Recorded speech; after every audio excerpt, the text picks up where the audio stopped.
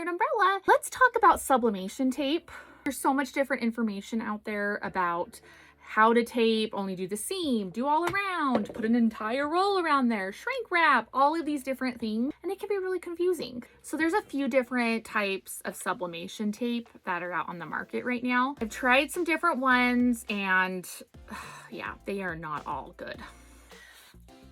This one, sorry if you like this one, but me personally, it's too thick, kind of hard to wrap around the edges. I don't mind this one for the seam, but for the rims and the bottoms of cups, this one is just so hard to use. My absolute favorite tape is this one, that gold copper color. I will hands down use this one forever and ever. These are the sizes that I like to use. I use the 10mm and the 20mm. I have both of these in my storefront under sublimation. These are nice because they're very thin, and because they're thin, they bend good, they stretch. Wraps are just gonna be taped the best with this kind of tape. That's just my opinion, but yeah, this is the tape, the yellow tape. Get the yellow tape. Next thing are tape dispensers. There's a few different ones that you can get. Your most common are going to be this kind, and then just the one that looks like a regular tape dispenser. I have both. I like both. This one is nice because it cuts the tape for you as you turn that. And it also does have just a regular tape dispenser. When you're doing your seam, you want these pieces. When you're doing around the edges, you want the long pieces. It's just all in one. Also, they're so not expensive at all, which is really nice. If you haven't noticed by now, I'm a bit of a bargain shopper. I hate spending lots of money on product, so I do everything that I can to find the absolute best thing at the lowest price possible. Like, it's a must, right? I have my wrap here. A few things that you want to remember before you tape. Number one, bunching is not a good thing. When you have your wrap on your tumbler, you want that to be on there as smooth as possible. You don't want it to be overlapping to where it's all wrinkled on the bottom. If you have those wrinkles, it is going to show up on your design, or you're going to have something even worse. Ghosting. There's nothing worse than a ghosted tumbler. Like, the next thing is where your seam meets. To overlap or not to overlap? That is the question. I've heard both ways. Whenever I overlap, there is a distinct mark down the middle, or it is faded. I get that as close as I possibly can. It's better to be over than under. If you are under, there will be a line. If you're over just a little bit, then you're not gonna see it at all. So when you hear about overlapping, that doesn't mean like this, where you've got like a good inch. Like, this will be Ghost City. So that is my gap. As far as I will go, if you can tell. It's like not even, it's like half a centimeter, barely there. So as long as you have made sure you've got those things, then you are ready to tape. Want to make sure our image is in the right direction. Once we have this on here, I like to do one tape here at the top, pull it as tight as I can and push it down. Side.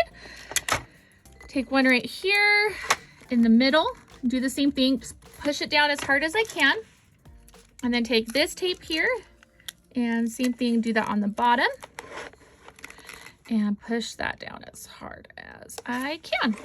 Take this longer piece, a piece that's the length of this seam, put the tape there, and I'm going to start at the top right here, and I am going to push it down as hard as I can. Okay, my philosophy is you can't have too much tape, especially on your seam. You need this to be as tight as you possibly can. Get a long piece here, and I'm going to start right here on the seam. And then what I'm going to do is I'm going to take my cup and I am going to pull this as tight as I can and wrap it around, pulling it super tight. And you kind of see the tape stretching. That is what you want. I didn't do my tape long enough. You know what? That's okay. That happens a lot. So I'm just gonna take another piece, put it right there. Same thing. Just pull it as tight as you can. right there. Okay. Now we're going to repeat the same thing for the top. Now, the next thing I'm going to do is I am going to go around the sides and I'm going to push up. If there are any air bubbles at all in my paper, it is going to show up on the cup. So I want to get all of those out. All right, so now we're going to do one more right here around that seam on the bottom. Once again, pulling as tight as I possibly can. Do another one on the top. Okay, I'm gonna do one more on my seam, pushing up, and then do one more on this side.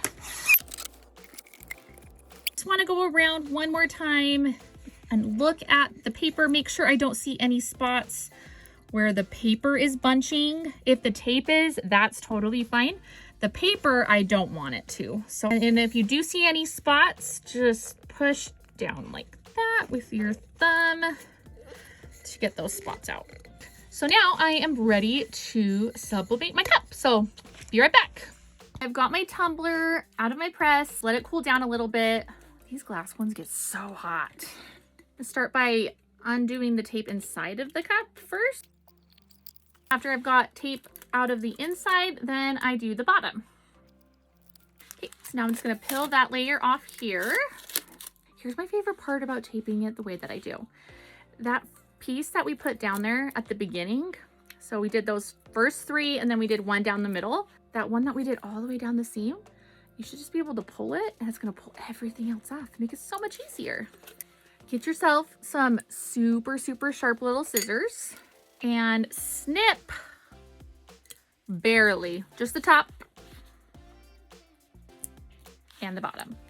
Be careful not to scratch your tumbler. So now I'm just gonna take that piece and just unwrap it, and it should just all be one long piece. Look at that. So I've got it all unwrapped there. Oh, look how good that went. These clear ones can be super hard to see good, but so I put some white paper in there. How nice that turned out. Nice, perfect lines, top and the bottom. There is absolutely no ghosting at all. And yeah, I'm not seeing anything bad at all. So there you have it. If you have any questions at all on taping, just let me know. Have a wonderful day. Happy crafting and happy sublimating. Bye.